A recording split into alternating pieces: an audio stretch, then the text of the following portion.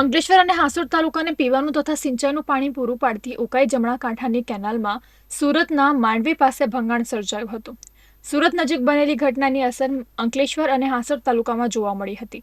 કેનાલમાં ભંગાણ પડ્યા બાદ તેમાં ઉકાઈ ડેમમાંથી પાણી છોડવામાં આવતું પાણી બંધ કરી દેવામાં આવ્યું હતું. ડેમની રોટેશન પોલિસી પ્રમાણે અંકલેશ્વર અને હાસોડના ખેડૂતોને અપાતું પાણી 6 દિવસ સુધી બંધ રહ્યું હતું, પરંતુ હવે માંડવી નજીક નહેરનું સમારકામ પૂર્ણ થતાં પુનઃ પાણી આપવાનું શરૂ કરવામાં આવ્યું છે. આ અંગે ઉકાઈ જમણા કાંઠા નહેર વિભાગના કાર્યપાલક ઇજનેર S.N. પટેલે ટેલિફોનિક વાતચીતમાં જણાવ્યું હતું કે હાલ 70 થી 80% જેટલું પાણી છોડવામાં આવ્યું છે. આગામી 1-2 દિવસમાં પૂરતા પ્રમાણમાં અંકલેશ્વર હાંસોટના ખેડૂતોને પાણી મળી રહેશે.